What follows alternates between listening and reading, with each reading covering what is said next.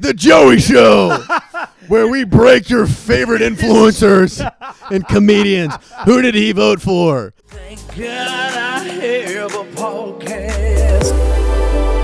Okay. Did you clap it up? I don't. Well, it auto syncs. Whoa. You've used Premiere, dude. No, Premiere's. You know how it works. Premiere's for clowns. I'm a Final Cut guy through and through. Are you really? Final Cut till the day I die. Because what it is, it's advanced iMovie, and I grew up on iMovie. All my biggest hits were on iMovie. Really? Yeah. So yeah. The simplicity what of it. were your first hits? Zoomies Employee, that was like 2017, Yeah. and then I made like a video about Hometown Bro, which was on there. Kyle, the Kyle Monster Energy drink, Bang Energy. Back when I had blonde hair, I went on a run. You had a nice little run back there. Back when I had blonde hair. Yeah, you were good. Dude. And now me and Blaustein always joke like if shit's and his clips were doing crazy well when you have blonde hair, and we always would be like, Did he take when he saw you popping with blonde hair? Was he like, dude, this shit's I don't know. Shit's a move. No, and when I have bad. blonde hair in the next crowd work clip that I do, Yeah. are you gonna be like, he's ascending? No, dude, that's the sauce. That's is. the sauce. Because I think what it is, and this is maybe a good point. You'll see where I'm going in a second. If you see somebody with bleached blonde hair online, your first instinct is to hate them. Mm-hmm. Yeah? Yeah. Unless you're like Lance Bass or NSYNC, you're like, this guy's fucking hot. I But think he got a lot of hate. he also got a lot of money. So, He also got a lot of dick. AO, which came from money, maybe. I don't know. That's right. But my point being that, like, if you're scrolling and you see that, you're like, man, what the fuck does this guy have to say? And then you watch and you're like, oh, this is actually funny. It's like whatever stops the scroll. We had this Uber driver in Portland, and he was a massive Brad Williams fan, right? Hilarious. Brad's great. Brad's very funny. And he goes, like, the reason and this is his words, he goes, the reason I found out about Brad, I was scrolling through Facebook Reels, already a cooked man. Right. Already a fried conversation. And he's like, they make midgets. No, literally, he's like, what does this little person have to say? And then he falls in love with who this guy is as a comedian and keeps listening because the appearance when he was scrolling. And that's just something you don't think about. That's why like fucking YouTubers wear like really bright T-shirts and like thumbnails and all that shit, because they like catch you with their eye and then keep you with their comedy. It's a real thing. I mean, when I remember hanging out with the Schultz crew, I was catching a lot of name dropping 3 minutes in. Okay. Okay. You dropped the Uber driver in Portland. I did. Yeah. I was getting tons of shit for my haircut, right? Like it was like everyone was like, what the fuck is And then this? he's like, just give me a minute till my haircut. Yeah, well, exactly. So I remember I was hanging out with all of them, and Mark Gagnon was basically like, what is this haircut? Like, what is this? You guys, and everyone was kind of cooking me in the room. And then it was like, that was like a Thursday, right? And the end of the weekend was Saturday or Sunday. And I was talking to Schultz, and he was like, yeah, one more thing. He goes, you can't cut your hair. And I was like, what do you mean? And he was like, you can't. He's like, I thought about it. And he's like, I've had multiple people come up to me and ask if I had seen your clips, and they didn't know what your name was, but they described you by the hair. The hair. And so it's this thing where I get recognized more if I don't wear a hat. Yeah. Because people just know me as the douchebag who had that hair. Because I think most people go, funny. what is this fucking guy doing? And then, like you said, it ends up being, oh, I'll hear what he has to say. And then it's hilarious. You're like trying to get into a club in New York, you have a hat on, and they're like, no, sir, no. And you're like, table for one, please. Like, yo, Facebook Reels? Holy fuck. Yeah, it's I mean, it happened this weekend here in Lexington. A guy came up to me, and he's like, I'm sorry, I don't want to be a dick. I don't know your name. I've seen your shit on Facebook. And I was like, oh, my God, yeah, I'm sorry. I bet you. And he's like, I know. I saw it coming out of the back of the hat. And I was like, I know this motherfucker doesn't just have that aggressive haircut. And he was a Korean man, which is crazy talking like that. Yeah, that's true. But I think that's why my face and hair have looked the same for the past like 7 or 8 years I've been online. So I think it's just like, it's nice to stick to a style. I think it helps people like kind of identify you. You also have a very distinctive look. Good or bad? It's just you got a beak, dude. There it is. And you know what's funny is like I'll get hot DMs from women, then just disrespectful ones, but they're also hitting on me. They'll be like, by the way, great show, but the nose is even bigger in person. ... I would still write it. It's like, how do I take this? What is that? How do I take this? And also, you're like, that's hot, but now you're asking for a sexual favor at this point. You're not even pleasing me. Oh, right. Can I ride the nose? Right. Yeah, it's a lot of like, well, yeah, I don't know. It's like whatever joke I say, like if a chick's trying to hit on me, from what I've seen, they'll just like take that joke and spin it in their life. You can say anything. You could be like, but they're always trying to be funny. They want to make it like they're Right. like you don't have the power. I'm absolutely. I'm the funny one, and you're Absolutely. like, just do your thing. You're doing great. Just being hot, be nice. Actually, would and the be problem awesome. with comedians is we're so self-deprecating and sad already in the head. I think sometimes that like a comment where they're like trying to be jokey will like ruin us for the night. You're like, what? Like no, like a girl will be like, "LOL, nice shit jokes tonight. What if we meet at a bar and I tell you a real joke?" Obviously, being like, "Ha, let's go to a bar." Blah blah blah. But in my head, I'm like, I gotta go home and write my shit jokes. See, that's funny because when I hear that, I'm just like, you're a fucking idiot. Get out of here. I mean, right, but like also like my brain goes to the worst part about that and just hyper focuses on being like your shitty little jokes. I got a text yesterday morning. This girl that I saw maybe a year ago was like, "Are you still touring with your little shitty jokes? He would love to say hi sometime." What? No. That is insane. That was the first text I woke up to. Do you think Jeff Bezos gets that DM? Absolutely. Do you think Jeff Bezos Absolutely. Like, you're still running your dumb little company selling books or whatever? What is it? Anyway, Yeah. would love to smash. Absolutely. And he's like, what? I think anybody and then he's on probably any like, level. but fine. Yes. Yeah. Yes. And then he I've clicks got a button, package for you. and then she shows up. Amazon. Beep, beep. Overnight Yeah, it. His cock's out. Yeah. Do you think he's ever got head through an Amazon box? Had to have. Like the old dude. SNL sketch, like Dick in a Box? Yeah, my dick's in a box. Yeah, and he times it just Dude. like he times his employees when they try to send things. I like love that he's like going through like a fuck boy like Dan Bilzerian era. Like it's awesome. I love when billionaires the real Dan Bilzerian. right, like Mark Zuckerberg is out here like he's, like- Billionaires. yeah, I like when they like turn into fuck boys. Yeah. It's scary for the future. Yeah. He has a lot of money and a lot of power, but it is Every fun. dude's a bro. Deep down. 'Cause Yeah. it takes him a little bit to get there. Well, it's like once a dude's empowered enough to be a bro, then he's like finally, and especially a dude who's been nerding out forever. Yeah. Yeah, Zuckerberg's Like always look going to at roll a the punches. photo of Elon Musk in like the PayPal era. Yeah, crazy He build. looks Pop-Tart build. disgusting. Yeah. And now he's like, then he had his like little Austin era where he's like, I'm like wearing bandanas and like hanging out with Joe Rogan and Yeah, stuff. you just got to figure it out. And now he's like aged into like older bro who's like, I'm conservative now. I love Trump. Yeah, I like when they're bros. Like when Bezos announced his like new wife, his new yacht in Miami, I go, good. Yeah. Good. I Yeah. don't want a billionaire just sitting there and be like, this is going to your son's inheritance in this college. That's what Bill Gates tried to do, but we know he was on the flight logs. It's true, dude. Well, people don't he start was like, doing I'm good just trying to things. give back to the Africans. We're like, give back what, dick? When people start doing good things, they're trying to cover something up for maybe the most part. If you start doing a lot of philanthropy out of nowhere, what's going on? An interesting concept because it's like, yes, but does that mean you can't do good things? Well, I unless think you're when it's being a like- piece of shit. When it's out of nowhere. Right. When it's out of nowhere and it's like a large sum of money, you're like, charity. It's almost like you're like, okay, well, what's about to come? Right. You know what I mean? And the answer is me, the billionaire. Yeah, but like you know when like a guy brings his girl roses home and she's like, "Oh my God, sweetie," but in the back of her head's like, "What did you do? He's got Who did you chlamydia." fuck?" Yeah, Yeah. It's almost like you can see it in both ways. You go like, "Okay, he's bringing me roses, he loves me," or "What the fuck is going on behind that?" Yeah. You want to soften the blow. Here's Yeah. some roses. I have a triplets. Yeah, that is true. Guys who are just generally bad, you're like, all right, at least we know what's going on. Yeah. I think that's where people like Trump has always got a lot of Here we go. benefit from this, just politically. I know you hate talking about politics.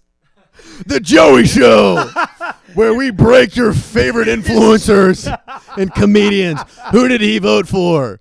Pff, crowd work clip. Ding, ding, ding, ding, ding. The show oscillates between me like alone in my apartment being like, what's going on with Israel? And then I'm like, anyway, how do I make my clips better? How did you get your start on YouTube? Speaking of YouTube, have you heard of this app called Rumble? Well, I actually am very interested in this about you because I know you're very hesitant, like you don't want to speak on global issues, and not because you're being careful. It's because you generally don't care. I just don't know you anything. Don't pay attention to it. No, I'm clocked Do you out. consider yourself a smart person? No, I smart, think that's smart, bullshit. smart for what I want to be smart in. Okay, because I was gonna say that I know that you are, but you're very specific about When like, it the comes shit to that you know. day-to-day work, like videos and podcasts and brand deals and stand-up, I'd say I put all my focus in Yes. that. But just anything outside of that, anything that doesn't pertain to career-wise, I go, I don't care. You're just hyper-focused. Leak in my roof, Yeah. it'll happen. I It'll get get that. fixed. I agree And with you and then on when that. there's anything going on in the world, it's like the world is changing every single day. It's exhausting trying to keep up with everything. Right.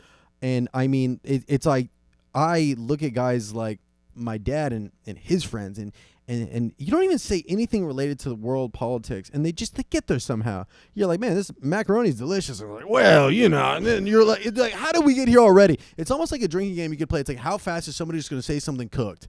And it's almost funny for me. It's funny. Like, I remember being in Indianapolis, and the news, we were watching the news in Indianapolis in an Airbnb, and like how they talk about the other world is like, the other world meaning like California to them is funny. He's like, San Fran's a shithole. When they call it San Fran, I go, they're not. They're tapped out. They don't know anything. They're like, San Fran, it's sinking. It'll be gone. They show like one tent next to Whole Foods. They're like, what's happening to the zombies in San Fran?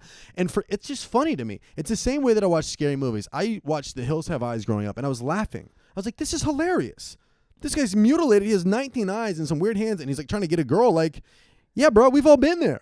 Yeah. We've been there. It's an LA 3 on the move. Dude, the boomer move to politics is so, because it's crazy. Literally, it's like it's crazy. You just know it's what they wanted to talk about. Yes. Like, they've been sitting at home all day going like, I got dinner with millennial fucking Trevor. Yeah. Goddamn TikTok boy. It's coming over here. He's going to say some shit, and I can't wait to say, what do you live in LA? It's a fucking shithole. What are you going to do? Luckily, my parents growing up never really talked politics with me, and growing up in California, I was always in the joke. California was always kind of the joke, and it's just like never talk really politics. So when I moved to LA, that was 40 minutes from my house. So it never was like, you're moving to the big city, but the homeless and the traffic.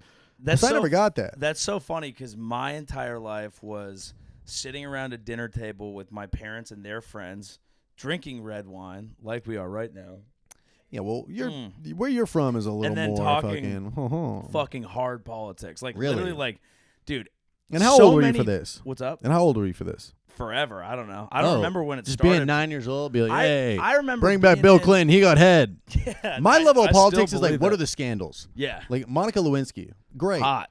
Good. Throat More goat. Presidents need head. Yeah. I want a single president. Do you know the whole like Nancy Reagan thing? She was a throat goat. She was the throat goat. I see. That's my entry level of politics. No wonder they were anti-abortion. She was just sucking them Slurking all out? down, Wow, dude. I didn't think about that. I didn't think about it either. Wow. Yeah, I like the funny side of politics where it's like, it is funny. That's the thing is I always grew up, like I said, at the table, high school, having debates. Like, my family, my brother worked on Capitol Hill. My dad worked in local politics. He was a city manager. He worked in local government. And then we also had my best friend's family. His parents were like very conservative, and they would come over to the house, and then we would just fucking battle it out. Like, we would just be, his dad was just, he was the epitome of wanted to scream about everything political at all times. So I grew up 13, 14, 15, just screaming back at like a ultra conservative boomer who was screaming at me, and then at the end we'd be like, I fucking love you, dude. Like, but did you even know what they were talking about? I did, yeah. I like to a degree I did. I kind of kept up on it, and I don't know, I got a lot out of it, and I find it very interesting. But the older that I get, the less I'm drawn to like advocacy or believing in anything. And maybe this is just being a comedian. The more I'm drawn to just observing it and talking about it from a very, I don't know, like a bird's eye view, and observing like what it means about where we're all at as people, as opposed to being like, I have something I want to say about a particular politician. But maybe that's because I have very few people I believe in right now. I just feel like it's everywhere. It's like you open, like I had a joke about this. It's like you can't run from the news. Like, I found out Trump got shot through an Instagram page called Food's Gone Wild. And that's the era we live in. I opened my phone at the Alaska airport with my mom, and they put an Edgar cut on fucking Joe Biden, like a fade, and they put the Edgar cut on Trump. Yeah. Oh no, I found out Biden dropped out through Food's Gone Wild. Oh, that's and great. You're just like, yeah, like if anybody's gonna tell me my news, I want it like that. I just want it like, here's the news with a joke. This is where I would assume you would get your news. Yeah. You never like pop open and you're like, I'm gonna read some articles and shit. Never. Like, no, not about Also, anything on the internet, like there's so many ads. You're always accepting cookies. Like, you go to like a political website and it's like, keep reading, pay $1 for a year. I'm like, you broke motherfucker. You're the New York Times. Yeah. You need my money? That's the thing is, I think you don't observe that sort of like political lens of things, but you know more about how the internet works than most people, I think. That's where I spend all my focus and my energy that I have in a given day is anything internet related. So I know you observe things. What are you like actually a fan of? Because I know you're not a big sports fan. You're not into politics. Okay. You're not. Is there anything that you're a fan of, or do you just kind of observe and analyze things? Kind of observe and analyze. I mean, there's like, but there's no like moment where you're like grabbing like a blanket and like the popcorn, and you're like grabbing like a 6-pack or a bottle of wine, and you're like, this is my moment. I can't wait to watch this. No. You're just like half on TikTok, like, well, that's my great problem. Hook. I'm gonna use that. Absolutely. But like, I can separate the two. It's like, when I get home from shows at night, I'll just sit on the couch for like an hour and just scroll TikTok or whatever. It's the only difference of me watching that. It TV. is entertaining. It's just my brain's just like, yes. I need like more stimulation. But if I'm watching something, when I start watching shows, and I think everybody on the podcast, Stiff Socks, knows when I'm watching something is when I start dating somebody. I'll be like, dude, I watched fucking Breaking Bad. They're like, what? Why did you put that on? I'm like, I don't know. This chick wanted to watch it. And it's like classic American cinema. Like the only reason I ever have anything to talk about is when I'm dating somebody. Yeah. That's the only reason I watch Saltburn. Hey, I'm kidding. I want to see his cock.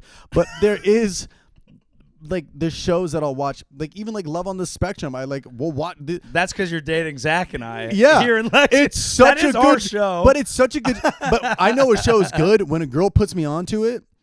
And then when she leaves, I keep watching it. Yeah. There was one, Pretty Little Lies or some shit. Oh, the one in Monterey? Yes. Yeah, that shit slapped. Bro, back in the day when I had a girlfriend, like she left after like 2 episodes, and that night I finished the whole thing. I was hooked. I was like, this backtabbing, fuck this bitch, Yeah. this babysitter ass whore. And there's something about a TV show where you've either been there or you know that location. The fact that it was Monterey. I'm like, I applied to a college out there. Yeah. So there's something about watching a TV show where They go to the aquarium? Yeah. Oh, Yeah. dude, even Ozarks. The fact that I was in the Ozarks and then there's a show I got to watch. I'm so dumb. I went to Philadelphia maybe 6 years ago with my buddy CJ. I go to Philadelphia. We were on a road trip, and I was like, we got to go to Philadelphia. I'm a big Mac Miller fan. I want to see, just like some Mac tributes and whatnot. And I go there, and I'm like, dude, we got to see where Sonny's filmed. Downtown Los Angeles. Yeah. It's like going to New York to see Seinfeld. It's like, okay, you can see the outside of the diner, I guess. Yeah. But even the outside of the Patty's Pub is in downtown L.A. It's like they would go there for like shots of like an Eagles game, obviously. Yeah. But like I was in Philadelphia, like let's do it. So sad. And I like look at my buddy. I was like, oh, it's fucking That's depressing. filmed where I live. You've hit on something though that I think is very interesting. I'm the same way, but obviously I'm married, so it's easier to like get into things. Although we don't watch a ton of things because I'm not around that much. But it's a lot too busy easier fucking doing comedy. Leave it in. Could you imagine? Guess I'm buying roses. No, I never buy flowers because I'm a good guy. The point is, True. Yeah. The point is, yeah, that's a good gaslight By move. the way, we're on the road on a Saturday night. We're in in the Kentucky. Airbnb, drinking wine, talking to each other. Kentucky. This is the type of partying that we do on the road. We watch Love on the Spectrum. We play some NC Dub. Like gentlemen. You said it best last night. You're like, dude, this is like a sleepover. It was like 3:30 in the morning. It was. It's 3:30 in the morning. Not We're both drunk. playing each other in NCAA. And it's like, yeah, all right, I'll see you in the morning, man. Yeah. Whose room do you guys want to sleep in? Which is really cool. I'm gonna tab the thing I was gonna say about shows. I've really always wanted to bring back the sleepover because I saw some Instagram reel and it was like normalized dudes having sleepovers, and it's like we were sitting there. I was going, we've stayed up past our bedtime. We are not doing intoxicants. We are just playing video games. Yeah. And I feel kind of naughty and I don't want to go to bed. Yeah. Sleepover. The boys. That's what's happening. And It's it felt great. fucking great. It's great. And we were eating candy. I never eat candy. I'm not eating candy at my house. I tell you but what, it was man. a sleepover. Dude, getting an Airbnb on the road versus a hotel is such a difference. Yeah. Because after, like, you just do hotel after the shows, you're like in the lobby, like, oh man, see you in the morning, And then we all go to our rooms separately and do our same thing. We sit on the phone for like 2 hours. Spank. Eventually, at first I gotta fucking jerk my eyes off with quick social clips, and you're like you don't talk for like 2 hours. You're just laying there, and I don't have like somebody to call like a girlfriend, so I'm just like phone, and then you jerk off, and then you're just laying there, and that fucking hotel fan kicks on. Yeah, everyone's like, why are comedians depressed? And everyone cuts to the like, well, it's just like part of the artistry, and it's like the most sensitive instruments make like the greatest art, and it's like, no, you're living a bad life. And What you're is just funny? seeing it's okay. Because I think that I wonder if there's something about when I do a show and it goes well, there's such a like dopamine Yeah. rush that Well, I think feel like about you're that. chasing that the rest of the night. Like you're kind of like you get back and you're like, I've done my job. I want my treat, and it's Yeah. like you want to watch clips or you want to watch something. I don't know what you want. But It it's is like, fascinating to have any crowd, whether it's 50 people or 5,000 people, whatever, like that magnitude that gives you the energy.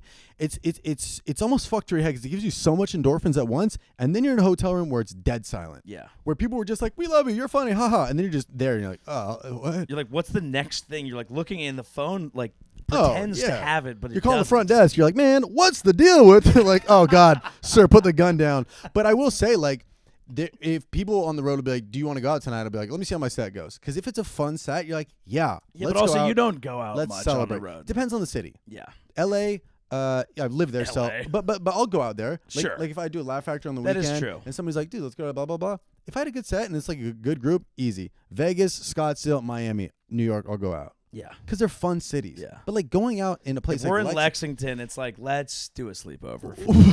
Yeah. Well, I don't know. We didn't go out, so it's hard to judge. But like I have been out in some of these small towns, and it's like, oh, we're gonna give you a bottle and a table, and then you're just sitting on top of like a coffee table, and their bottles like is like what it was in Chico, where it's like a vinaigrette bottle with tequila in it, and you're like, is this alcohol?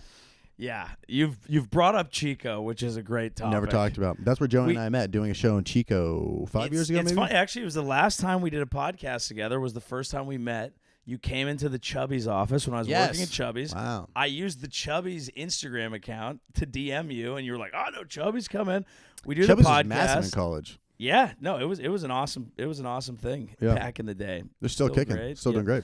But then you were doing a show at Cobb's, and I don't know what happened. It was like you could give me a guestie or whatever, but it was like just come to Chico the next night. And I was like, "Fuck it." We went and had an unbelievable weekend in Chico. Dude, that was like peak. That's the thing is, it was funny to me because I've been around famous people from time to time, but the biggest celebrity moment I've ever experienced was seeing you in that year in Chico. Yeah, Riley's Bar and Grill. Well, Chico's, just for anybody who doesn't know, it's just a really small college town, very, very North California, like 2 hours past Sacramento. But it's a party. It's a party city, and they have a few bars to go to. But the one big bar is Riley's out there, and blur their name. I don't want to give them too much free clout, you know. Because they didn't comp the check. Blur it. Don't bleep it. Just blur Just the name. blur in the the name subtitles. because But dude, because I'll be subtitling. so we this did two- entire podcast. Please do put it in This CapCut. is not a clip. I'm kidding. But we did 2 shows of them the Friday night. They're like, "Dude, come by Riley's," and And we're you like, went on stage yeah. and you were like, "We going to Riley's tonight?" And all the college I kids, fucked because they up. knew that was their spot, they were Yeah. just like, "Huh?" Yeah, you there's- didn't fuck up. That was the point. That Oh was yeah, the there's name certain of the game. buzzwords you can hit and just fire a crowd up. You hit a went local bar, crazy. or we going there tonight? They went absolutely nuts, and we walked in there, dude. I mean, like, I honestly felt like I was like, "Oh, am I McGregor?" I walked in there behind you, and it's packed. A bunch of people are in there, and it's loud. And we walk Full in, you club. walk in, and the entire club turns their head at the exact same time and gets low-key quiet. And there's a moment, and then everyone just started moving towards you at the same Dude. time. And it was me and Blaustein and some of the local guys, and all of a sudden we went from guys who were on the show to fucking bodyguards, and we were like, Yeah. "Whoa, oh!" It's It was so like funny. being with. It was just funny Kanye because it in was- Jerusalem, folks. I saw and then- Kanye after he said thank you to 21 Jump Street. I saw Kanye at a restaurant like a month ago in L.A., dude. It was fascinating to see a guy of that stature. You saw Kanye? He was with his wife, and Was I she just clothed? some. Okay. This was like the day after she came out wearing. It was like the day after she came out wearing like the Haas like, yeah, avocado yeah. bag T-shirt. Like it, Yeah. like she was just there. She actually was wearing a lot of clothes, but like a guy like that is so famous, and he had like a bunch of like weird like cool entourage around him. And you're Yeah. like, I was like, put a mic in there. What's the conversation? Yeah, I want to know like the 9th guy in Kanye's entourage. Like, It, what's he everybody doing? looked like Marilyn Manson. Like it was a bunch of like really cool artsy looking people, but like yeah. But they all suck their own dicks. yeah. Yeah. That was a rumor. Was that true? He took out his ribs to suck his own dick? I don't think it's true, but it's one of the all-time great rumors. It was from a time when rumors meant something. Yeah. That was like the Richard Gere gerbil ass, the Marilyn Yeah. Manson removed his rib to suck his own cock. You know you can suck your own cock without removing. Not that flexible, but when I Let's was in go. college, There we go. we were talking about the same topic, and we're like, Marilyn Manson removed his rib because the only way that you're physically capable of sucking your own cock. And this dude, this kind of like nerdy tall dude, came out of his room into the like dorm common area, and he Yeah. goes, actually, it's not impossible. And we were like, what? And he was like, we were like, how do you know? And he was like, it's not impossible. And my buddy Casey just goes, you fucking cocksucker. And then he never really talked to us again. But he did suck his own cock. He said so. He said so? He said so. I think it's possible. It's such a weird angle. I don't know if I would be good at it. I don't think I'm interested in it at I'd this be point. scared if somebody walked in. Like, hey, Trevor, you mind if I... I was clipping... It's like giving yourself your own exorcism. You're like, what's going on? I mean, I feel bait enough clipping my own toenails. Like, imagine somebody walks in and you're just throating yourself. It's a concept for the 13. Because, like, when you're 13, you're envisioning, you're like, how is it possible to Dude, get the a 13-year-old human brain is mouth so on cool. my cock? You're like, there's nothing more than I want than a human cock on my mouth, and I can't figure out how to do it. So, like, maybe, like, how is it possible? And then you get to a certain age, and when you're like, actually, what you really want is someone to like you enough to put your cock in their mouth. But the 13-year-old brain isn't fully developed. On my 8th grade birthday, I turned 13. I wished for a hand job when I was blowing out the candles. That's beautiful. And the funniest part is, like, dude, it was a birthday party of just me and, like, 9 of my best dude friends. Yeah. So I wished for it. You're like, can I get this wish on layaway? Yeah. Well, I wish. And I look around. I was like, one of you boys is getting lucky tonight. But like legit, like not even like as a bit. 13 is so like achievable. I feel like that's nice. But like I was like dead ass serious. So I was be like, bro, man, God, if you're listening, give me a hand job today. I used to do the like if I was shooting hoops in my yard or whatever. Here we go. I would just be like, if I make this shot, the girl that I love is gonna like fall in love with me. I kinda like and then that. I miss it, and I'd be like, once again. 2 out of 3. Yeah. 2 out of 3. 2 out of 3. Yeah. 3, 2, and I would just sit out there all day, and I'd be shooting hoops, but I would just be thinking about girls. What is that, dude? Maybe that's what we really do all the time. Dude, when I was real young, this is sad, but whatever. I had stars on my ceiling when I was young. Glow in the dark. Glow in the dark. Oh yeah, dude. Fucking The cheers to that, dude. constellations. But dude, what I would do when I really liked a girl in like 6th grade, I would name a star after her. Oh, that's so cute. But in like 6th grade, I would look up and I'd be like, "That's for Ashley." Oh, Ashley. And now she's got 2 you don't kids deserve with the old fucking linebacker. She's fat now. No, she's actually looking good. Damn. Shout I know. out to Ashley. Even worse. God damn. But like I remember. What you doing, Ashley? I remember like Can't. that would tuck me into bed, and I was just like looking at it. And the thought of her in a star, and those stars are still in my hometown bedroom ceiling. Damn. And they glow a little bit, not fully, but damn, that's how I know you haven't been in a relationship too long. Because I had the stars and all the shit in my hometown, and eventually I was with my now wife for a while, and she was like, "We're gonna need to redecorate your childhood bedroom." But childhood, and I was like, "Fucking," because I was thinking about the stars. I was thinking about the girls as well. I was like, no, that's Nicole. Yeah. Well, we can just keep this one. Yeah. You got to leave that. Oh, We're just yeah. going to leave that star. But, dude, up there, my old room is the painters are like, you want us to paint around it? I'm like, yes. Paint over. Well, you paint over it, and then you peel them off, and then it's like reverse stars. Yeah. My room is so cooked. My dad turned my old bedroom into, he has a drum set in the middle of the room now. Like literally, something That's straight out of so Step your dad, Brothers. dude. Shout out to your dad rules. He's great. But you walk in my old room, my sister's room untouched. There's more furniture than ever. It's well furnished, blackout curtains, everything. If you ever sleep there, it's there. But my room is just a drum set in the middle, and then there's stars on the ceiling. And you're like, this is for LSD. He's like, hey, this one's for Ashley. I mean, I don't know what he does in there, but like, what a fucking room. That's a room where you like smoke some salvia, you look at the stars, and you just drum away. Do you have like a real nice full constellation up there? Yeah. It was full. I don't even know like how my parents did it, but like they put like the Big Dipper and shit. Yeah, they dipped up. But like that was so comforting to me, and I don't know why I just thought about that. It is comforting. It's beautiful. I mean, that's I want to put them back. Thing. What do you think? You should do it in your current bedroom in LA. Like if a girl is not okay with that, first of all, fuck you. You're not down to party. Yeah, if a girl's like, this is childish, you're like, if it was childish, would it be correct astronomically? Yeah, right, That's right, the right, Big Dipper, right. you dumb fucking bitch. And that's Ashley. Yeah.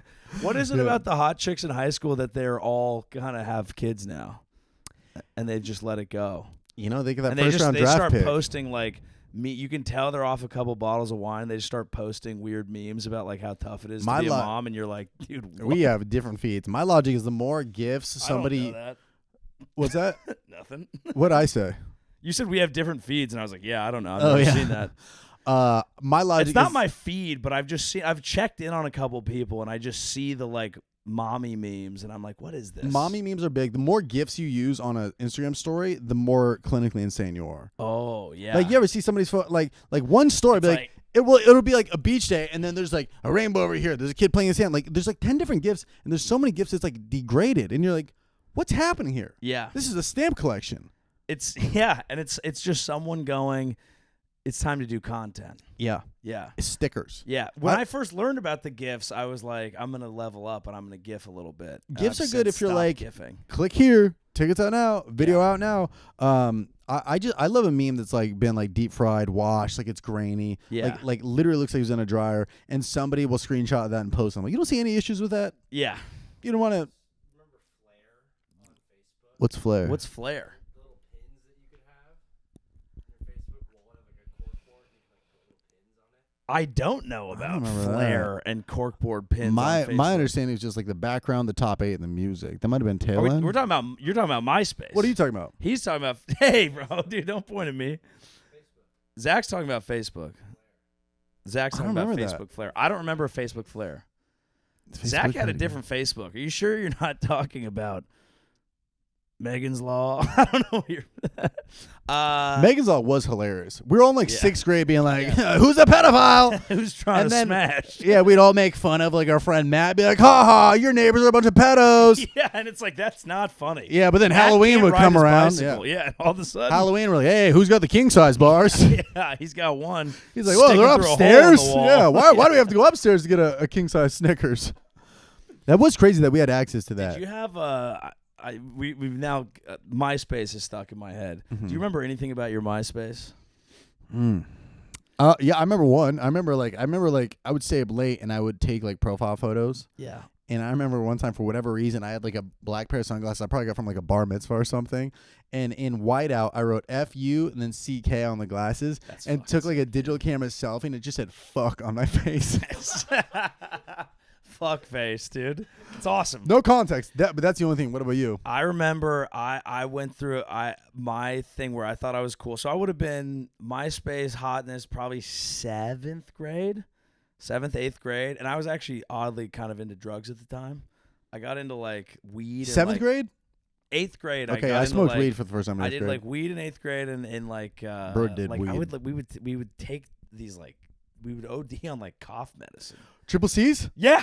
We got Holy them like shit. outlawed in my Chorus seed neighborhood. and cough and cold. Yes, yeah, exactly. Dude, we had the same thing in my freshman year of shit high was school. crazy. My buddy would like go on these forums and be like, what are things you could get fucked up off of at CVS?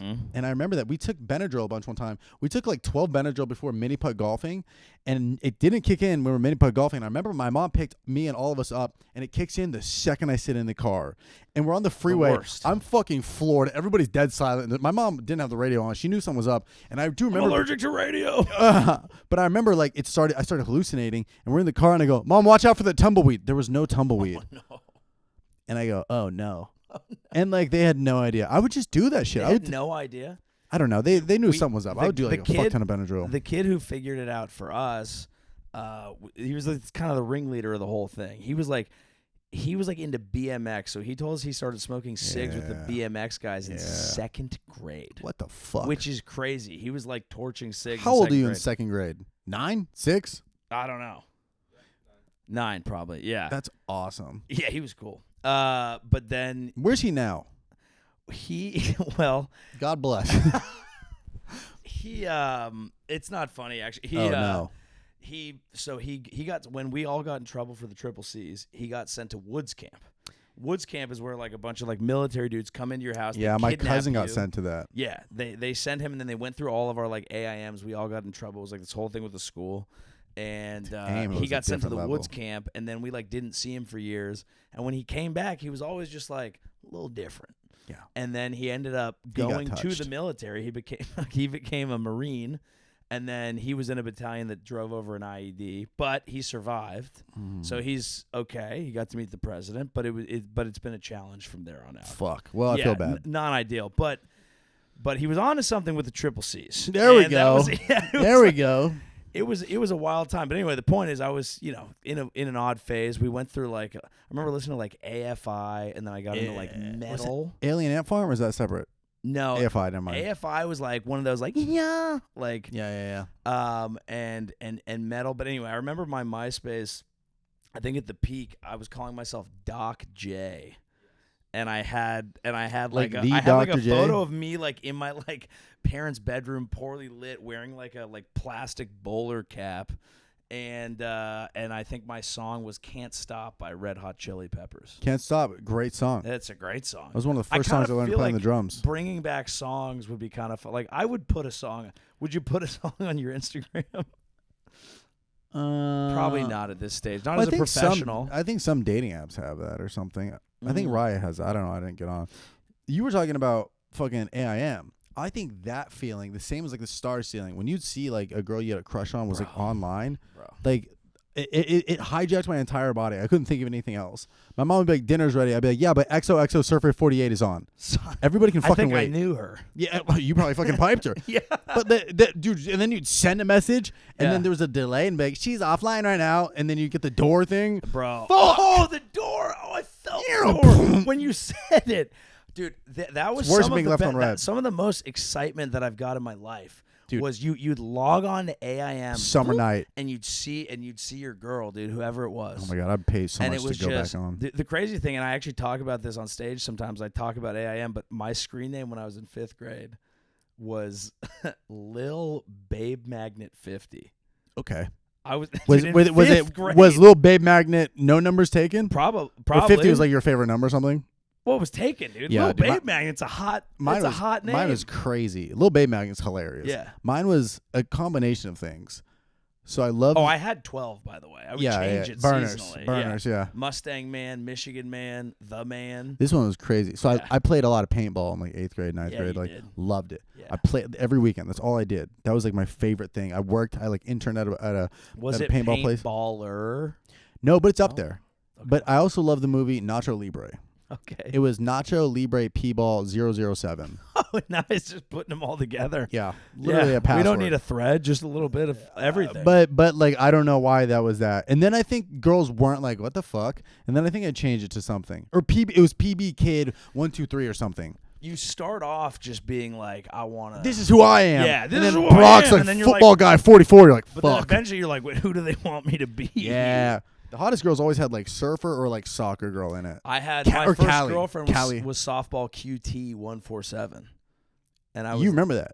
yeah, because we talked every day. Yeah. We were together, Dude, I used and then to she like. left me for my best friend, and then we got back together, and she got back together with him, and then she got back together with me, and then she got back. She would just go Just a whore. pinball, but I fucking yeah, dude. I named a star after this woman. Can you believe? I it? named a star after you. Yeah. Yeah. What the- I'm like peeling it off the roof. Dude, I don't know why I would do this, but when I was on AIM, when like 6th grade or 7th grade, I'd be at my buddy Daniel's house because he had like the computer. I only had computer access at night for whatever reason. My parents go to sleep, I could use it. But like They would let you use it after they went to sleep. they wouldn't know. Like they Oh, like you if I was on it too long a day, they'd be like, "That's enough." But at night, like I would just like whatever. No, but there was a computer downstairs, and it was like in the common area, like it was just in the living room, so your Yeah. parents would see you everything.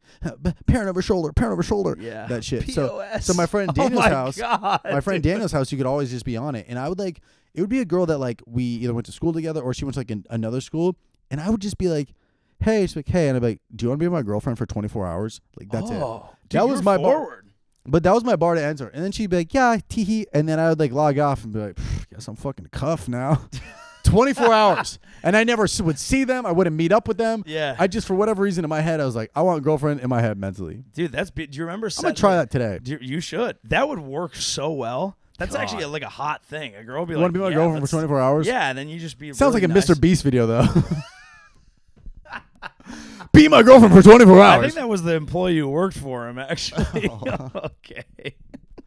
I see what we're doing here. I see what we're doing here. Trevor Wallace calls out Mr. Beast. Cody, Dude. dude. Yeah, that- because that- he loves those. It'll be like the cheapest hotel versus most expensive hotel. Yeah. I always thought it'd be so funny, and like obviously people would get mad, and I don't know how a respectful way to do it would be like getting a $1 stripper versus a $10,000 stripper. I would love to. Obviously in the I would parody watch of it. that video, Right, but do immediately. it with the same graphic, the same editing. Like, Yeah. what's up, guys? Today we are in we're in Reno, Atlanta. Nevada. Yeah, Reno, Nevada, getting a $1 stripper. And then it's like, all right, and now we're in Dubai with $10,000. Let's see. Like, I just think that's a great video because nobody's really parodied what he's done because it's so expensive to do and so much editing. There's not a lot of $10,001 at least. Yeah, exactly. Yeah. But yeah, I think it would be funny, and that would be awesome. I do want to go back to AIM. Do you remember like the away messages people would set? Yeah, those are hard. Because I remember everyone. It was I remember dropping these, one of mine. Dude, it was always like the BRB got to go take a shower. Yeah. You know me getting all wet and shit, and all Dude. steamy and shit. You know me all naked and wet and shit. You know Yours me are in horny. the shower. Mine yeah, was- of course we were horny. I thought that's why we were on AIM. What were you doing? Reading the fucking Encyclopedia Britannica? Mine, I specifically remember at one point in my life was BRB, probably at Taco Bell. You were loved already Taco Bell. running bits. I love. Oh, Yeah, you were just being I serious. loved Taco Bell. Me and my buddies still would. do. Yeah, but we'd ride our BMX bikes. There was a shortcut so through sick. a riverbed. We would ride our bikes to it, Ugh. and we would get like a Crunchwrap Supreme, a Chalupa, and then just a Baja Blast. And like, this is before fucking inflation. Just turning into a grandpa, and it'd be like $4. And like a ice cold Baja Blast. They don't after do that in biking, San Fran anymore. Something about biking to get a Baja Blast, like, I mean, that's head levels. That's the Lord's alliteration. It's so good, and it's just like, it's a place where you can just sit there and feel like a piece of shit, but feel welcome. You're just at a Taco Bell taking over. And at that age, I remember like mountain bikes was a big thing for like riding a beat. You I don't don't know what that is? Okay, maybe it's a more niche pizza chain. But the concept we don't was have that. you go to a friend's house, you get on the fucking bikes, and you're free. And you get to go, and you get to, like, going to Taco Bell or going to Mountain Mike's or going to whatever your local pizza fast food was, that was you're going to a bar. It was the first time as you're 12, 13, 14 where you're like, we're free. We could talk about whatever, and whatever Yeah, was it really always was. girls. Yeah. And you it just was- park the bikes out front, wouldn't even lock them up. You're like, they're good here. It's like literally a biker and it was shit. just like anything is possible. Like I feel like that's what we all want is that feeling of freedom, and that's the first time you get to taste it, and it's Yeah. fucking electric. It's great. Riding bikes through like your hometown with your friends back then was what a great feeling. Dude, a smile plastered. Like I remember doing it and like actively smile, like looking insane because I was smiling as it was Were you happening. biking, longboarding, skating? What was your Biking a lot. Like the BMX guy, drug guy, had a bunch of like bikes. He had like a Trevor Hoffman bike. Oh, Or wow. Matt Hoffman. Was it Matt Hoffman? I think Matt Hoffman. Hoffman. Deep cut. Trevor Hoffman with San Diego Padres. Dirty pitcher. Matt Hoffman bike. That was for Zach and I. Yeah, it was a cute moment. Matt Hoffman bike with pegs. I remember riding it, and it was like, dude, we would just get out. We would be free. Yeah. But then it got kind of dark because he was more into like the drug end. It would be like we'd have freedom, and then it would be like, let's go smoke weed. And then Like, why do you have tinfoil again? right. Then I would go. You don't have do- leftovers? Yeah, we would go do it, and then I remember like not liking it, like getting Drugs. like paranoid. Yeah, like doing it, and I always wanted to do it because it was the thing to do. Right. And I'm still kind of that way. It's like, are we doing that? Let's do it. Yeah. But I remember doing it and then being like, I'm paranoid. I feel bad. Am I being a bad kid? And it was like what I actually wanted to do was just the freedom of let's the go bike bike was- to the local. The endorphins were good enough. It was good. We just bombed like a half-mile hill. Nobody's feeling that high. We got to do cocaine now. We're 12. Exactly. We would sneak out at like midnight, 1 a.m. and we would Sneaking out was go great. to the local little league park, and we'd sit in the dugouts. And I was like, Okay. oh, that's cool. And I was like a baseball player. Then we'd smoke weed there, and then I'd be like, I need to be I'd training. feel weird because I'd be like, I don't like it. I actually am good at baseball. And you can This is see like your better dad memories chanting for on the me. side of the. Yeah. Yeah, that is interesting. I never really thought about it like that. I guess I kind of like I grew with it. I was the group of guys that were doing like drugs, loosely quote, weed and drinking was. I was like friends with those guys, so it wasn't like the hey, what's up? You want to try this? We were all just like, dude, fuck yeah! Like when my buddy C was on those forums googling like what pills you can get at CVS, Yeah. I was behind him like, oh, okay, I'll write that down. Yeah. And then, dude, I remember one day I had like literally like 50 Benadryl in my pocket, and my dad was You were strapped, bro. strapped up. But my dad was dropping me off at that guy's house, and out of the 50, I was just raw dogging it, no Ziploc bag. One pill fell out of my pants, one. And my dad goes, what is this? And I go, oh, it's nothing. And then he goes, okay, I'm going to take this home and Google it. And I was like, it's Benadryl, it's Benadryl. He's like, yeah, okay, you think I'm fucking stupid? And then he Googles it, and you're like, Yeah, it is Benadryl, And you're yeah. like- He's Yeah, like, man, wait, my what son- are you allergic to? Yeah, my son's you have a fucking peanut allergy? Yeah, you allergic to being a fucking man? You fucking pussy? I should write that into a bit because it is funny the fact that I had like 50 of them in my pocket to get fucked up, but I only had one How do fall you out. take that many and not fall asleep? I don't know. I think it's one of those things like you power you through. just fucking- You get to the other side. I'm in. Okay, Joey's left the podcast. Yeah, so I'm I just would gonna like. have some more Bordeaux as we No, discuss the early ages of the internet. And it was drug it use. was literally that. It's like you would power through the other side. And we only did it like maybe a handful of times. One time I did it at my house by myself, low point of my life, and I remember I stood up and I looked behind and I was still sitting down. It was like super delayed. And like my dad came down later that night just to get like a glass of water. And he's like, "You all right?" And I was like, "Yeah."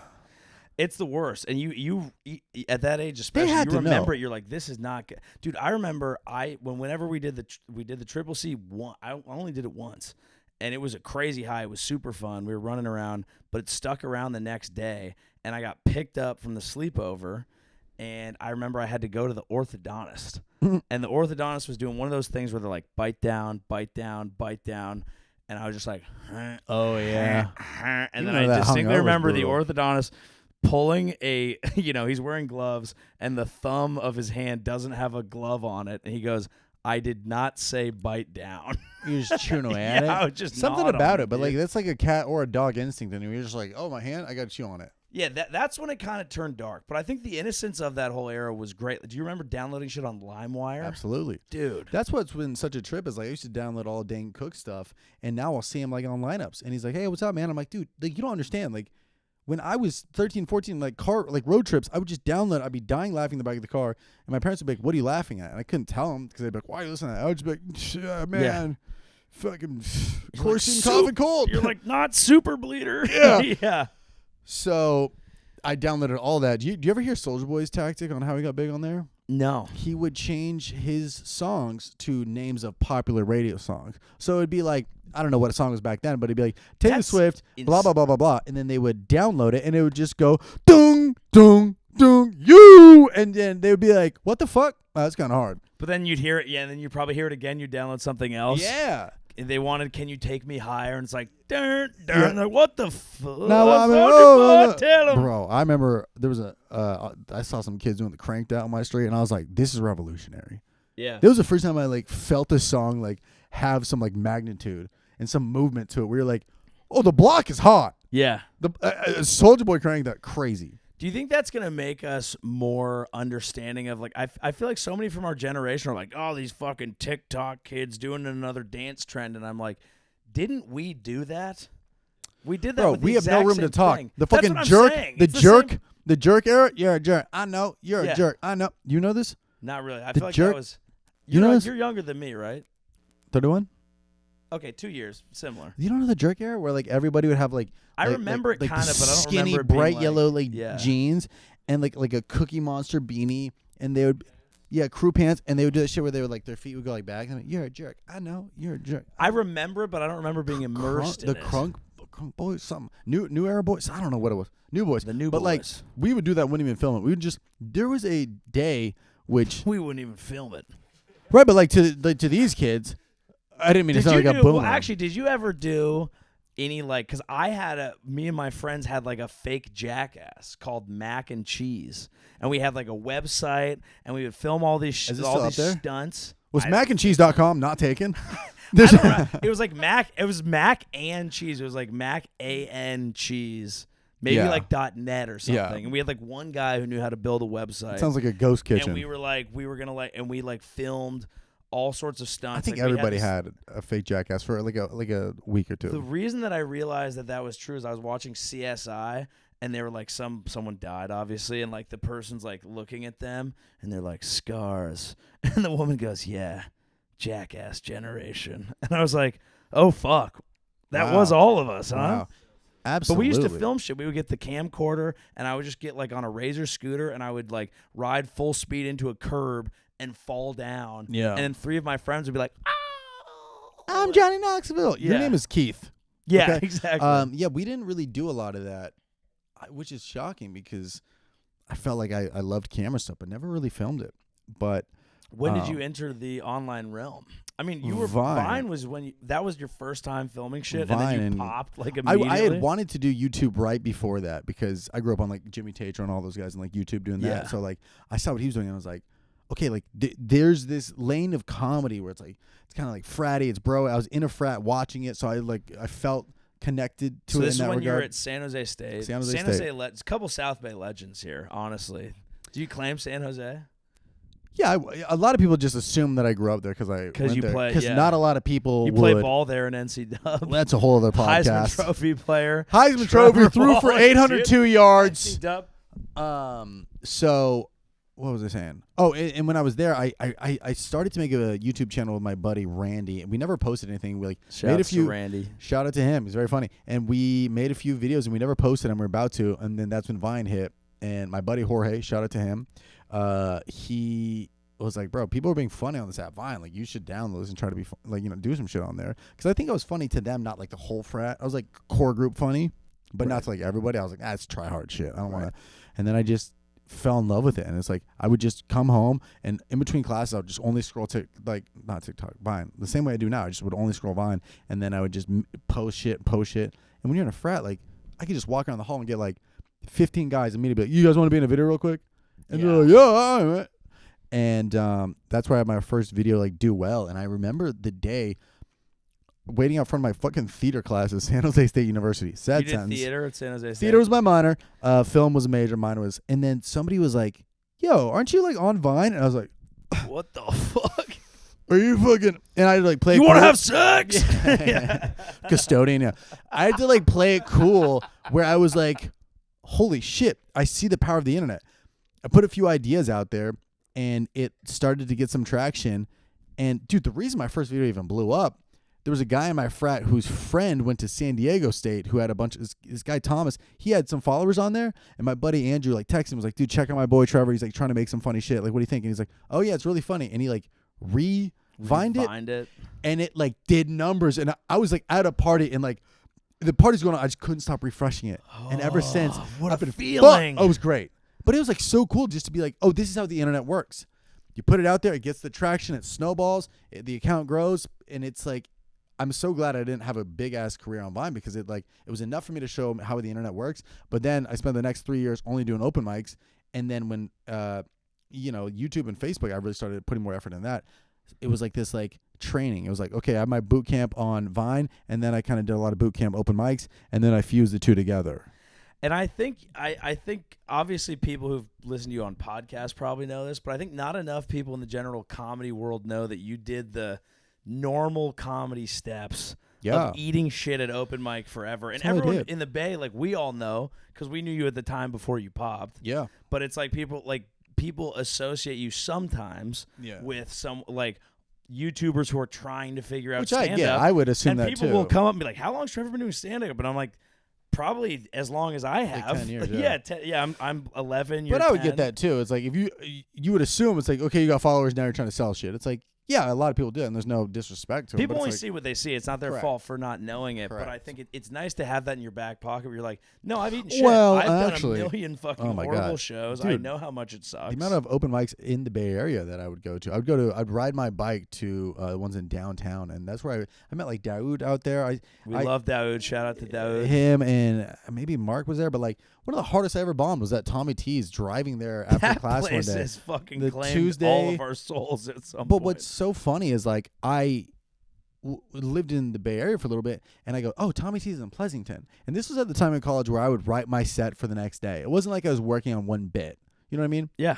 I was like, okay, Mike's, I want to do an open mic tomorrow. So I'd write that like, and I remember being out front. I was like, Pleasanton, it's going to be like a bunch of like really rich white folks. And you drive for an hour and a half, and you're running in your head whatever the 4 minutes is over and over and over again, like a fucking essay in your head. I remember going there, and I'm with my car door open. I'm reading. There's a piece of paper. All the words are written out line by line. I'm trying to memorize it. And I don't know who this guy is. I would love to know. He's like a ghost in my imagination. But he walks up to me, and he's smoking a blunt, another comic, and he goes, bro, just like, you don't even memorize it. Just say it. Just say it from like the heart. And I'm like, yeah, okay, fucking weed guy. What do you know? He goes up, has an average set. It's fine. It's chill. I go up and I eat dicks. Like bombing. And the worst part is I knew I had an act out coming up. There's nothing worse than when you're bombing and you know an act out's coming up. Next. Oh my God. It's like when you're in Guitar Hero and you're already struggling, and then you see like one of these and you're like, oh, dude, God. It's like you have 3 flat tires and somebody's like, okay, you just pop the last one. Like, this is not going to work. And just absolute silence. Bomb. And then I ended up going back there a month later, and that's when you got like the top 3 of the night, and it was me, Daoud, and I want to say Mark Smalls. Yeah. And I remember I was like, that was my redemption. I was like, yeah, I fucking did it. I'm with the boys. Because at the time I didn't know anybody in the comedy scene. They were already kind of close knit. So when they're also the best. Like the vibe of like meeting those guys. The reason I became so close with them in the Bay community is like going to open mics, you're hanging out with some odd people, and that's what I loved. Well, it's about like transferring to a new high school or college. Like, right. I don't know anybody here. So you're hanging out with like one theater kid, one you know who the cool kids are. Yeah, exactly.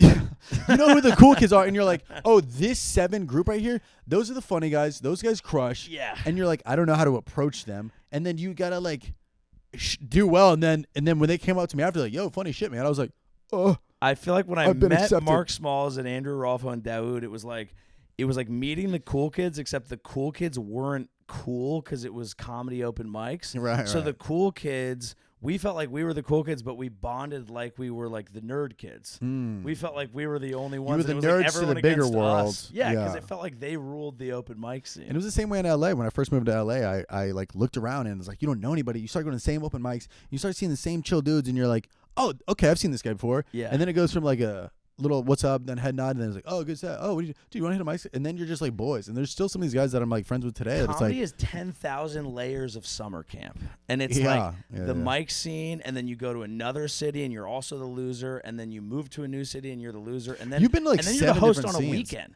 But you're the host on a weekend. I remember, getting paired with someone, a feature and a headliner for a weekend, and it's like Thursday, you're going to the club when you finally pass the club, and you're like nervous. And I'm like, oh my God. I'm a nice guy. People are going to like me. And by Sunday, you kind of are like, I can't wait to see you guys again. But it's summer camp 1,000 times over, and it's fucking stressful, but it's also valuable because it makes you learn how to get along with other people. Yeah. A lot of comics neglect that and just in my remain head, insane. Absolutely. In my head, I was like, you get booked on shows if you're the funniest person in the room. And I would see you guys and I would get, come on now. And I would see these guys at open mics, and I was like, I'm funnier than them. I'm better than them. But they were just chill guys, and they'd be friends with the producers. And then you're like, dude, everybody just wants to work with their friends. It's like, yeah, they're funny enough. And a lot of times, the funniest guy in the lineup is an insane person. He does a set and leaves. Yeah. But, like, I was so confused why I wasn't getting booked early on. I was like, these people are laughing, getting jokes, but I wouldn't talk to anybody. I would do my set and I would leave. And then I would try to hit another mic. So I'd try to hit like 4 mics in a night instead of just staying at 1 or 2 and just socializing with anybody. Yeah. I like couldn't compute. It was like, yeah, because people don't know you. You just do your shit and leave. Like they just think you're some like weirdo. Yeah. I don't know. Do you feel like you ever cracked that, or do you feel like Eventually, you just yeah. like? Well, then did you just keep doing that, and then you did the internet stuff, and then you were able to like come back in? No, I started to make friends with people, and I started just being like, oh, I see these same people at mics, and then I remember And when you're like a frat guy, like you know how to hang. If you yeah, have but to. there's something it's about a weird hang though, dude. It And is. it's so there's so many It's not times a welcoming I would go hang. to something and just. God, the fucking pain that you would feel, bro. So many times, I'm just envisioning walking into like. Did you ever do Caravan in San Jose? Caravan, yeah. God, Caravan dude. was And the it other one. It would It was end up being Mondays and cool, but Wednesdays, the yeah. first time I ever did it, I was just like walked in, and it's like a biker bar. Everybody has their no cliques one knew already. Me, and I was just like, "Hello, may I do the mic?" And then you sit. I would like order like a Bud Light, and, like you sit wait alone 3 in hours. the corner. And yeah, you're waiting 3 hours to go up to do 3 minutes, and you're just like, ugh. Yeah. When it got And you hate it, and then you do one set that goes well. And then a few people want to talk to you outside. Well, that's what and keeps then the whole you thing meet those going. people. Yeah, I remember the first time I was at an open mic and at Flappers in Burbank. Ayo. that could be Big name drop. Yeah. Controversial. No, just kidding. But This guy's famous. yeah, come on now. But I heard a guy behind me watching my video, and I turned around and he goes, "Oh, I was just making sure that was you." And that's when I was like, "What the fuck's going on?" And that's when I was like, "I don't fucking got a need little you guys." something going No. I still did them for a while, dude. Blaustein was doing them up until like a year ago, and I'm like, Mike's I swear to God, a year ago. he's like, he has 2 million followers. no, he's insane. He's been blonde. Yeah. No, literally would like he just like has to do something. He'd be like, "Yeah, I just go to one at like 4 p.m. just to work something out." I'm like, "Call a comedy club. Yeah. Hi, I'm this guy. Get me up." But like would go Dude, to my like favorite thing is seeing Blaustein in an away game when he's just got off tour. Because I saw him at Haha Cafe or whatever in North Hollywood. of course. And it's like he's crushed. I mean, I'm sure everyone who's watching this who knows you has seen. Dude, he's killing it. and he's so animated on stage. Yeah. But then we're at a show where no amount of animation is going to help. And so I watch him go up there with like I'm on tour energy, and he's up there, and I'm seeing it, and I'm like, man, this would kill if it was a sold out room. Yeah. But there are 12 people here, and he goes from like slapping the wall and like doing his thing to like just kind of slightly paring it back. No, I'm the same way. I'm like, the same way. I am too. You get off tour and you're like, I'm about to dust these motherfuckers, and you get on stage and they're like, who the fuck are you? There's you do a 6 weekend of where us. everybody You're loves the loser. you. Everybody loves you, and it's like there's just energy, there's electric. People have these tickets for months, and then you just do a random showcase spot, and it's like, yeah, there's a few people in the audience who are like, yeah, we love your stuff, you're a fan, we're a fan of you, and then there's just a lot of people who are like, I have no idea what's going on, and you get that energy from a joke that you were doing over the weekend was getting like 12 out of 10, and then it gets like a 7 out of 10, and you want to just be like, do I need to bring you guys to Portland with me to show you what I just did? Hold up, watch this clip. Yeah. But when you're on tour, when you lean into it, it goes harder. Yeah. But when you're in a room that doesn't know who you are, you're like, never mind. I apologize. Maybe I'll sit on the stool and you guys read the news lately. Or But then it's also up to me to be like, oh yeah, duh. There's a reason that it's good that they're different. You know? Well, that's the thing is I think people get offended by like human nature, where it's like everything that happens in comedy is kind of insane, but it all makes sense. Like that crowd who doesn't know that you're sick is reacting normally to you, and you're reacting normally to them, and you just have to feel each other out. It makes absolute sense why it's a little off, but so. We'll wrap up here soon. We do have some NC Dub to play. Yeah, we've been having a boys' weekend. We have been having a boys' weekend. What time is it for the people back home? 2:14 on a goddamn 2:14 in Lexington. When is your flight, by the way? Isn't your flight at 7 a.m.? My flight leaves at 7:15. What time do you have to be there? My Uber is arriving at 5:55. You're fucking lying. I'm not lying. That sucks. Not really, because we're gonna play NC Dub until 5, and I'm gonna pack and then get on the. I mean, you won't, but I honestly might just stay up. I don't know.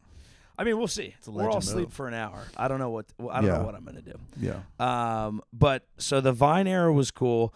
So would you go from Vine to YouTube? Was that the next YouTube one? and Facebook, but there's a big chunk where I wasn't making any videos. I just was like, Vine's dead. I don't know what's going on. And then I had a feeling that like, because what was great about Vine is the shareability, and then it would be like the revines, and it could snowball. Yeah. And no, YouTube didn't have that, but Facebook did. Facebook videos would do huge. Do you think they missed an opportunity to keep that thing alive, or do you think it was not really going to go further than it was? I think it was already starting to die out. I feel like TikTok's on its last legs. It feels like it's like, yeah, we've done it. So, just as someone who has gotten to experience heights on Vine, YouTube, Facebook, Instagram, TikTok, probably other things, do you have a favorite? Do you have like one place where you're like, that feels like they understood me the most and it was like the best place to foster creativity? Yeah, it's so interesting. They all like take turns. During the pandemic, it was TikTok. TikTok was like that's a comment I get oddly a lot. They're like, dude, your TikTok's got me through the pandemic. And I was like, wow, that's crazy. That's so cool.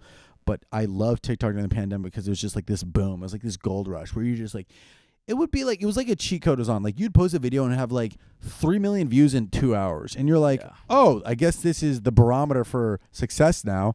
And now no app is really that quick. Right, because people are living their lives now. Well, everybody posts. Bro, orthodontists are TikTokers. Yeah, Gary Vee was right, but he ruined it for everybody. Not everybody needs a TikTok account. If you want to start a plant store, it's like, dude, no. Yeah, we don't need it. We don't. Everybody has an account, which is fine.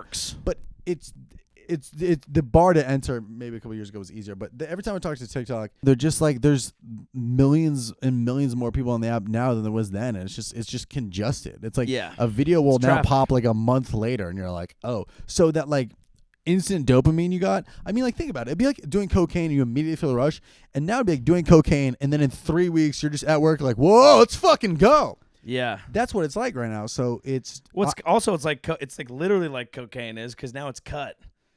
You're not getting that fentanyl pure shit anymore with dude. ads. Ads are fentanyl. TikTok dude. Live, fentanyl. That's right. I think so. I think my favorite app probably Instagram because it has got the most like versatility. Where you're like, there's like the stories and there's the DMs, there's posts. You have like options. Yeah. But I also love YouTube because that's just like the classic content. Like I can upload the best 4K version on there horizontal. I don't have to crop in, put a bunch of subtitles on my face. Like you can just make it like, Yeah, YouTube, here's like the people art. want to see the Here's thing. the You art. can hook them with the thumbnail and the title. They want to see the So I like thing. Instagram for sociability, but I think for the art, Instagram. Or YouTube. YouTube, because people's attention span is geared towards actually living there. Yeah, I mean it's always been a video app. It's never Yeah. changed. Instagram was photos and now video. It's like, and then TikTok's like now trying to push photos. It's like YouTube is just YouTube. It's just it's literally like the streamer. Every remote has it on there now. So it's like it's just the most video to video app. Yeah. Okay. Lovely. Well, in summation here, do you have any advice for creators who don't know what to do? I'm just kidding. Mr. Beast I'm drops just advice kidding. on creators. What's your body count? 4,000. I'm just kidding. Anything you want to plug? I'm just kidding. Lexington, Kentucky, with Joey Avery this weekend. Thank you, Trevor. Thank you for doing this. This was lovely. Yeah, man. Thanks for hopping on the road. I've been promising you, to rip the pod. I was like, let's just do it on the road. And here we are. And here we are. And we will do. It's very fun doing the road with you. It's great. Great crowds. Great crowds. Such lovely people. I mean, people were bringing you fucking gifts. Yeah. You got some beautiful gifts. A girl came up and she was like, his podcast got me through a hard time. Yeah, and she those gave are you the like your awesome. favorite candle and this beautiful card, and a dude made a sign for you, and it's like, it's weird because it's obviously it's a one-way social relationship, but for anyone who does that sort of thing, you don't have to go out of your way. We just appreciate people showing up, but like that love and stuff is crazy. It means a lot, and It'll that stuff is ground really me. cool. It'll ground me instantly. Yeah. Even just like I think there was a night where right before I went on stage, a guy you were talking to was like, I drove 6 hours for the show. Yeah. Indianapolis. And like a lot of people, I would say more people than not that I talked to drove 3+ hours. yeah, you're like, yeah, go see Lexington's crazy. They're like, we don't know. I'm from Philadelphia. Don't know. But like something like that kind of just takes like this whole rat race of like the view's got to be up. Why isn't it sold out? And then you hear like one person drove 6 hours and you're like, holy shit, man. Yeah. That is awesome. That's insane to be like they That's stopped. enough. They got a hotel for the night. They got to stop. They got to put gas. They're getting snacks on the road. It's a whole event. So like I really like those are the moments I'm like, holy shit, that's so nice. And I think so often in my head I'm just like, yeah, the crowd was whatever. Was it 10 out of 10? Or the crowd was nuts. But I didn't get any DMs from any nice ladies. And then you get a candle from somebody and it's like your favorite scent that you talked about on a podcast years ago. And you're like, holy shit, that's why you do it. We live our lives because we're trying to make it in this industry, in this constant state of comparison. Yeah, and of course. now everyone's analytics are out there in the open. So it's like that's what you're seeing all the time. And so it takes away a lot of the like humanity from the pursuit that we're It's having. like business. And that's the shit. And by the way, it's smart to pay attention to that because that's how you get to the next level, and we should keep doing that. But it's that shit. It's coming out on the road. It's getting those gifts from people. It's even just the fact that, and gifts or not, like you said, someone driving 4 or 5 hours, buying a ticket, spending their night, making this the biggest part of their weekend, that is what grounds all this and why we're doing it and what gives us the humanity back. And it's a beautiful fucking thing. And it's incredible going through your DMs after a show and somebody will be like, man, I've been going through a lot of tough times and your podcast got me through the pandemic and, I lost my mother and then and I drove 7 hours. And then the DM right above it is like, I would ride your nose like sea biscuit. Today we were in the green room and I was like, oh my God, I got the sweetest I got one DM. today. And it was this. You did. And I got one from a couple that I talked to in crowd work, and they shared a story of one of their kids who's crazy and one of their kids who is autistic. And we had fun with it, and they were like, hey, we had so much fun at the show. We were the couple who had this. Thank you for reminding us that it's okay to laugh at ourselves and and we really enjoyed your show so much, and it was this beautiful release. And I was like, God, that was so beautiful.